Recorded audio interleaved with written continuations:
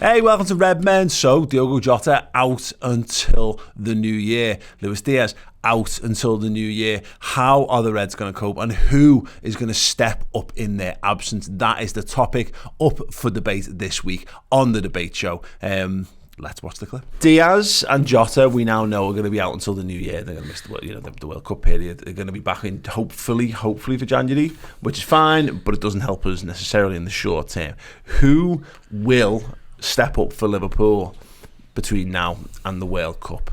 Sam Walker. Okay. Do you know what? I think we've kind of been a little bit fortunate that in the last couple of weeks we've developed this new system.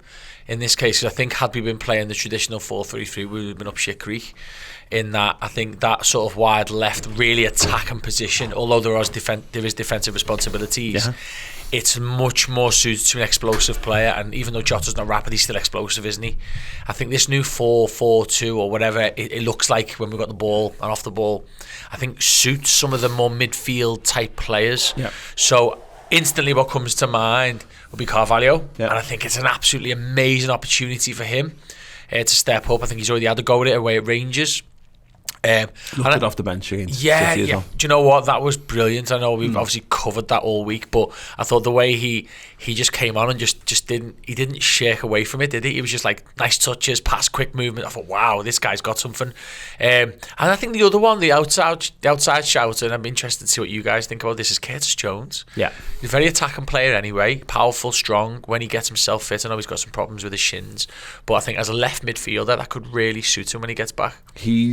Yeah, I think he's the outside shout on this, and I said this in the office yesterday, and a couple of people went, not really thought about him. What's your thoughts then? Yeah, it's difficult to disagree with anything Sam just said. It's a massive opportunity for Carvalho. I totally get that.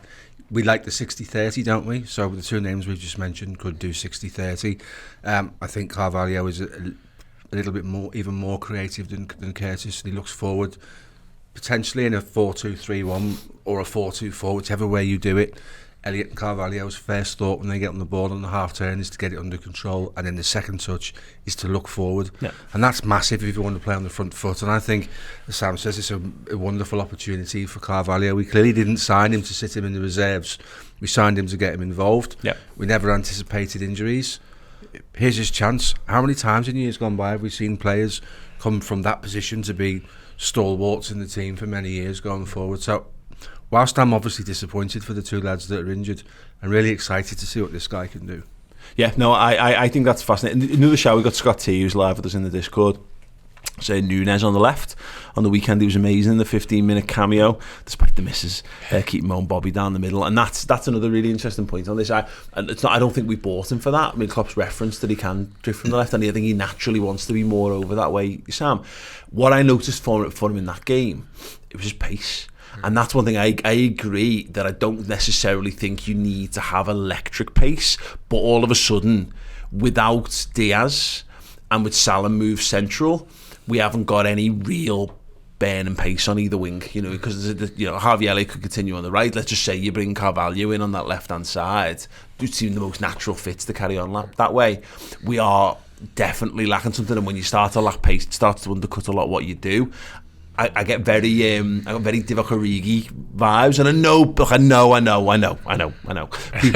People had a problem with Divock playing wide. I never did. I always thought it was clearly not his best position, but it actually helped his all-round game, I thought, at times, and just having that explosiveness and, of course, that ability to cut in on your good foot and get a shot away could be something interesting. Yeah, and I think with Divock, I think when he first came into the side, I think it kind of suited him, because when he was fit and playing a lot, he was quick enough to get past his defender. It worked really well for him. It was just later on, wasn't it, where he did have some injury problems and he wasn't playing as much and unfit in terms of match fitness.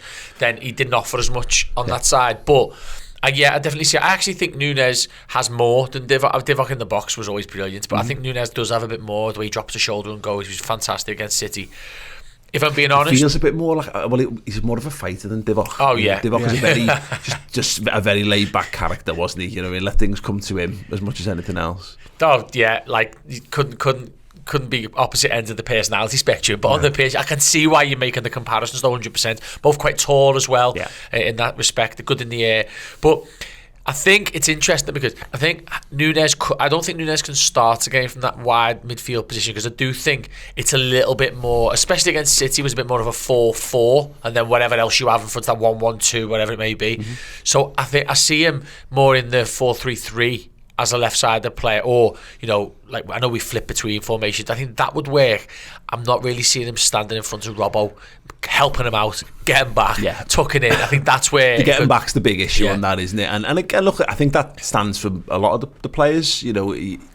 Carvalho still early doors for him and his understanding in that team. I think that was the first time, just on the other side of the pitch, that we saw against Man City, Harvey Elliott kind of writing off a lot of his critics, really doing the dirty work for the team. Not that I think that was overstated. I think he's done plenty of the dirty work for the team, but it's so complex. I think that right midfield role, but I think it's a little bit more simplistic in the way we're playing at the moment. I don't think it requires as much in-depth understanding. Sometimes they just get back and get more in shape. So there's a bit of a sliding scale here of like the three options we've discussed. Nunes, no idea. He's a centre forward. I've got no idea whether he can get back and do all the defensive stuff. Carvalho's a second striker. You know what I mean? He's a forward. Can he get back and do it? And then you've got Curtis Jones, who's been getting blooded in as a midfielder. Did a little shift at DM as well a couple of times last season. He probably is the most all-rounded fit. But in terms of going the other way, in terms of goals, Nunes is going to be top, Carvalho is going to be second, and then Curtis is going to be third underneath that. Yeah, there's lots of permutations, and what I would say is, whoever it is, Thiago's responsibilities just went up quite a bit in terms of covering that area, because we don't know defensively what any of those guys are going to give us. I think of the three, Carvalho is probably the one who works the hardest when he doesn't have the ball, because he's keen to impress, and he loses the ball, he wants to win it back. I think the key thing for me, Paul, and you just alluded to it, was the pace. If you were able to talk to our opposition, and in particular Manchester City, our transition is what kills teams. Yeah. And I've always said I don't see Harvey Elliott as a right winger, because goals on the break are not an option, because he's not electrically quick. He's not slow, but he's not going to outstrip most of the fullbacks in the Premier League and leave them for dead like Diaz can, like Nunes can, like Salah can, and Mane used to do. So I think it's interesting. We maybe won't play so high and so wide for that reason. I just think we're going to have to look after the ball a bit better with whoever we have in the team. What I thought was really interesting, I was just digging through some of the stats from last season. I went to Darwin Nunes. 28 appearances centre forward, 18 goals, 3 assists. 8 appearances, 6 goals as a second striker. Left winger, 5 appearances, 10 goals, 2 assists. Wow. So what was the formation where he played? Does it say? It doesn't, to be fair. And this is just going back. It's always a bit loose in how Transfermarkt do this, so it won't be exact. I mean, it hasn't listed him as anything other than a centre forward from his sub appearance at the weekend, so it's not quite as myopic, in its focus, But if I was looking at some base encouragement from that, and again, I would suspect it'll be more 4-2-3-1, more 4-3-3 than 4-4-2, of course. But if you look at the teams that we've got coming up, West Ham will be a difficult test, but you've got Forest coming up after that. We've played most of our... And Spurs will be down the line, of course, but we've got a bunch of teams there where we can flat track bully a bit, where maybe you tell Nunes that he can go on the right and he doesn't need to come back and do all that dirty work. It is 4-2-4, not 4-4-2. Do you remember when Ole Gunnar Solskjaer first took over United and they went on that mad run of winning loads of games? They played this weird system. Now, I can't remember if it was 3 at the back or not, because we're never going to go down that route, but what they did is they said, right, Jesse Lingard was in form, you're going to play like where Bobby likes to play, and they played split strikers.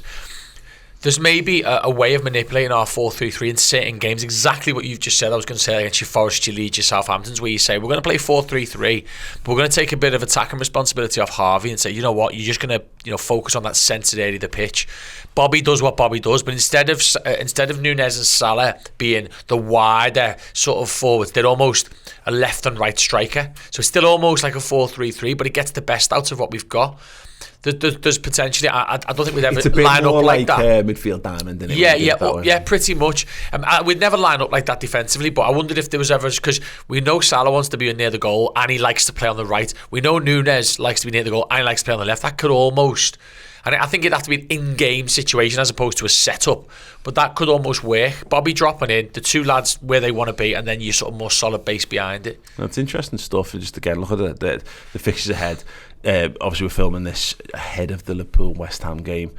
Forest is at the weekend. Ajax away in the following midweek. We then host Leeds United. We then got Napoli coming to Anfield Spurs. So, there are obviously a couple of really tricky games in there. You've got the EFL Cup hosting Derby, Southampton away to Villa. That's it actually after the international break, after the World Cup. So, you look at those games. So in particular, Forest, maybe Leeds at a stretch, but Forest, Derby County, and Southampton at least are games where you can be a bit more. You don't have to worry about everything being absolutely perfect. You should have enough quality. And Leeds at home, isn't it? So you'd back yourselves there anyway, wouldn't you? Yeah, absolutely that. Interesting stuff. I mean, we've got a couple of commentary actually in the Discord. So Titch Green says, I feel we'll have to rotate Bobby soon, so maybe Darwin through the middle with Mo and Curtis or Carvalho on the left. West Ham have a bit of a crisis at the back. Darwin could explode this week. That would be absolutely amazing. Scott T says Benfica would often play 4-2-3-1 or 4-3-3. So that answers the question. So he's clearly capable, and again it's the pace thing that makes a huge difference. If he was a lumbering target man, you'd end up in like Kevin Davies territory. We did a bit with Dirk House as well under Rafa. We put him over on the right, but I think he can play a little bit like that. But as we saw against City, he can just turn and go. I think the honest answer on all this, it will depend upon Curtis Jones's fitness, because this is a huge month coming up for him. He's got a real opportunity to kind of lay something down. Is this going to be Liverpool's formation moving forward? Because if he comes in and he's a revelation out there, then it changes Liverpool's transfer strategy a little bit potentially for the January, because if he's able to fulfil that potential and finally become Steve McManaman Mark II, which is what I've been saying for years, that'd be class. But I mean, again, what it probably boils down to, Sam, is it's all of those three, and it might even be a random Oxlade-Chamberlain shout. Well, that's someone put that as well. There's another one as well. There's an elephant in the room. The man that can do no wrong at the moment. The man that can do it all. James Milner. Jimmy Milner, in the most pragmatic sense possible. Go on, Robbo, have a field day up there, mate. I've got you covered. Imagine that day. I live for that day. I'm living for that moment. He's played wing before, hasn't he? That's what we signed. He was a winger when we bought him. So yeah. I look forward very much to James Milner starting left wing for Liverpool in 2022. Yeah, that's going to make everyone dead happy, and I'm here for it. And sit back. You're still allowed to access Twitter though, even though you can't. Oh yeah, I can still retweet sit back with the popcorn and wait for that one to all go off.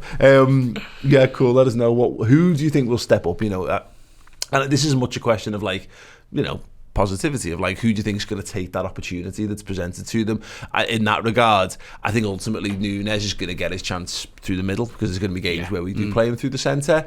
So Carvalho is the one who stands to benefit most from this, because there's just been a pathway into the 11s just opened up in front of him, and similarly, because of the way things have moved on, it's opened one up for Elliott as well, and so far so good for We've said for years, haven't we? How many times have we sat and said the best players become the best players because of injuries? You can go through pretty much everyone apart from maybe Messi, who was always Ronaldo, but apart from those guys, everyone else who's a first team footballer is probably transfer ban, Chelsea with their young lads. Otherwise, injuries, isn't it? Yeah. Always is. Yeah. No, absolutely. Brilliant. Yeah, keep your answers coming in the comments or on Discord. Thank you so much for watching that part of this week's debate show. Every week, 3 guests, 3 topics, no holds barred, and it streams exclusively in full in video and in podcast form over on redmenplus.com. This week, in addition to this topic, we also discussed whether Harvey Elliott was right to be supported in Liverpool, and is it part of a wider transfer strategy that Liverpool have got going on? And we pick